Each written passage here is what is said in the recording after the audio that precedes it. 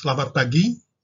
Pagi ini kita akan melanjutkan perkuliahan online kita untuk mata kuliah mekanika bahan, dan kita sudah sampai pada modul 1 pertemuan ketiga, membahas mengenai cara menghitung besaran penampang, momen inersia polar, produk inersia, momen inersia terhadap sumbu yang diputar, dan yang keempat adalah bagaimana menghitung momen inersia utama.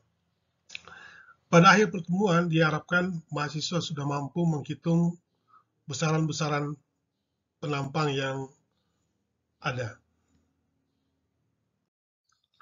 Besaran penampang berikut yang kita pelajari adalah momen inersia polar. Sebuah penampang seperti pada gambar yang diletakkan pada tata sumbu X dan Y, maka kita bisa menghitung momen inersia polar yang merupakan penjumlahan antara momen inersia terhadap sumbu X dan momen inersia terhadap sumbu Y.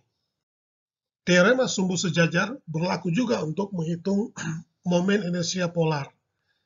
Pada video yang kedua juga sudah jelaskan bagaimana teorema sumbu sejajar diterapkan ketika menghitung momen inersia. Besaran penampang berikut yang dipelajari adalah produk inersia atau dinotasikan dengan IXY.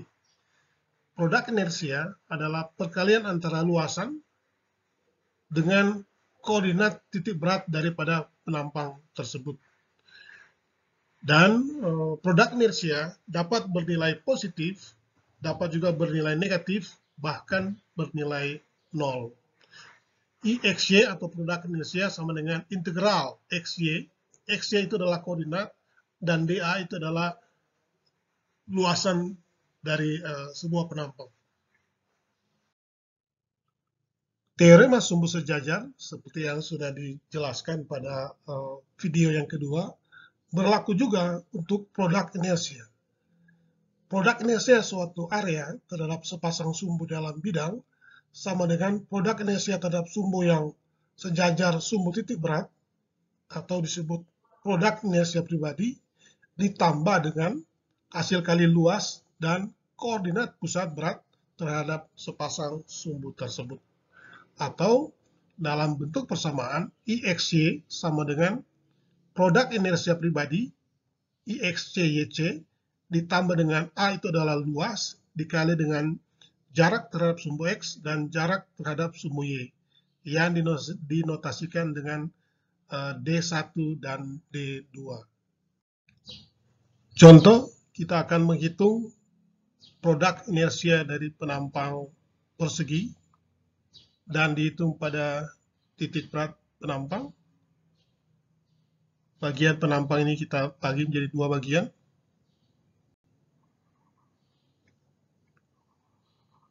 Koordinat titik berat penampang pertama itu adalah X-nya itu 0,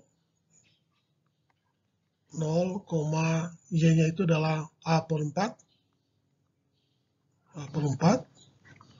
Kemudian titik berat bagian yang kedua adalah 0, minus H/4.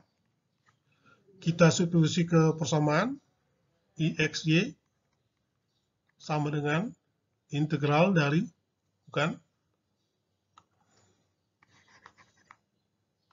IXY sama dengan koordinatnya itu adalah 0 kali H/4 kali dA itu adalah luas dari bagian pertama ini adalah H/2 kali B ditambah dengan bagian di bawah ini 0 kali minus H/4 kali dengan luas H/2 kali dengan B.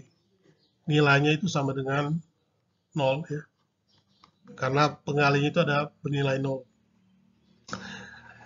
Kalau kita pelajari untuk penampang-penampang yang lain yang simetris, maka momen inersia atau produk inersia akan selalu bernilai 0.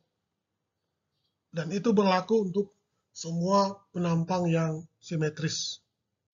Pada soal berikut, kita akan melihat penerapan teorema sumbu sejajar untuk menghitung produk inersia penampang persegi dengan lebar B dan tinggi H.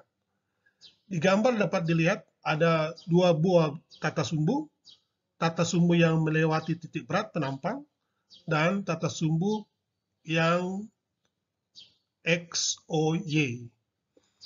Kalau produk inersia yang melewati titik berat penampang sudah dibuktikan pada slide sebelumnya bahwa nilainya adalah sama dengan 0. Ini berlaku untuk semua penampang yang simetris. Nah, jika kita akan menghitung produk inersia terhadap sumbu yang lain, maka berlaku teorema sumbu sejajar. Sama dengan IX-nya sama dengan 0, ditambah dengan luas B kali H, dikali dengan koordinat titik beratnya. Akan didapat IXY untuk penampang persegi, B kuadrat, H kuadrat per 4.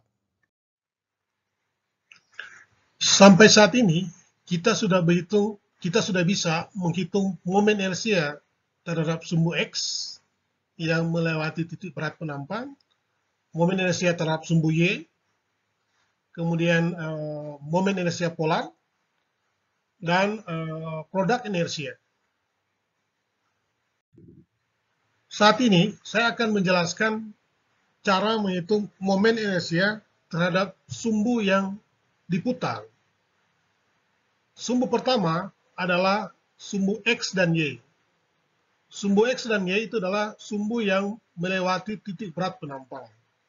Selanjutnya, kalau kita memutar tata sumbunya sejauh θ,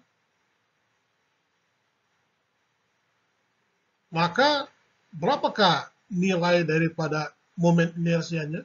I X θ itu nilainya berapa? Dan I Y θ nilainya berapa? Momen inersia terhadap sumbu yang diputar sejauh θ dan sudutnya itu berlawan arah jarum jam dinotasikan dengan IX1 sama dengan IX tambah IY dibagi 2 tambah IX kurang IY bagi 2 dikali dengan cos 2θ dikurangi dengan IXY dikali dengan sinus 2θ. Kita sudah tahu bersama bahwa sebuah penampang nilai IX bisa dihitung, IY-nya juga bisa dihitung. Kemudian produk inersianya juga bisa dihitung. Sehingga persamaan momen inersia terhadap sumbu yang diputar merupakan fungsi dari θ. Kalau kita membuat variasi θ sama dengan 0 derajat sampai dengan θ sama dengan 360 derajat, maka IX-nya itu akan berubah sesuai dengan nilai θ yang kita input. Dan bila kita membuat grafik hubungan antara IX dan θ, akan diperoleh grafik seperti ini. Namanya grafik sinusoidal. Ini adalah bentuk gambar dari grafik sinusoidal yang merupakan hubungan antara θ, sudut, dan momen inersia yang diputar sejauh θ. Bentuknya adalah sinusoidal. Hal yang sama berlaku kalau kita menghitung momen inersia terhadap sumbu Y yang diputar sejauh θ.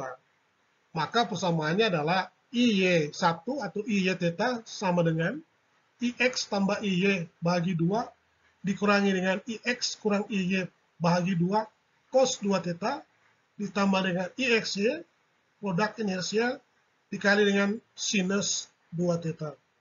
Kalau kita perhatikan persamaan ini, sekali lagi, seperti saat kita menghitung IXθ, hanya merupakan fungsi θ.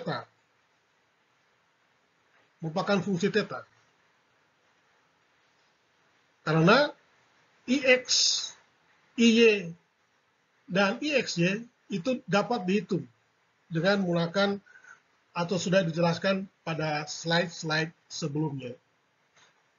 Dan akhirnya kita akan menemukan grafik hubungan antara θ dan IY1. Kemudian diperlihatkan juga persamaan bahwa IX1 ditambah dengan IY1 sama dengan IX ditambah dengan IY. IX dan IY adalah momen inersia pribadi. Seperti yang sudah saya jelaskan pada slide-slide sebelumnya. Kalau kita cermati grafik hubungan antara θ dan IX atau IY, grafiknya akan modelnya seperti ini, bentuknya sinusoidal, dan ada nilai IX maksimum. Ini adalah nilai IX maksimum, dan di sini adalah IX minimum. Ya, mana yang besar tentu adalah yang maksimum, dan yang kecil adalah minimum. Cara yang lebih akurat adalah dihitung dengan momen inersia utama. Selain dapat dievaluasi dengan melihat grafik, dapat juga dihitung dengan menggunakan persamaan. I1 sama dengan IX ditambah dengan IY bagi 2, tambah akar dari IX kurang IY bagi 2 kuadrat, ditambah dengan IXY kuadrat. Berlaku juga hubungan antara I1 ditambah dengan I2 sama dengan IX ditambah dengan IY. Selanjutnya, untuk menghitung sudut θ yang memberikan nilai maksimum, akan digunakan persamaan tanggens 2θ sama dengan minus 2IXY dibagi dengan IX kurang IY. Ini adalah persamaan untuk mendapatkan θ maksimum. Sedangkan θ minimum, θ1 dan θ2 itu selalu berbeda 90 derajat. Karena dia saling tegak lurus. Jadi kalau dia θ1 itu sama dengan 0 derajat, maka θ2 itu selalu 90 derajat. Kalau θ-nya kita putar, θ-nya misalnya 45 derajat, maka θ2-nya itu pasti 90 tambah 45 derajat. Kemudian ada hubungan antara R dan θ. Bisa dilihat pada slide yang ditampilkan. Terima kasih. Bila ada pertanyaan atau saran, dapat disampaikan pada nomor yang tertera di bawah ini.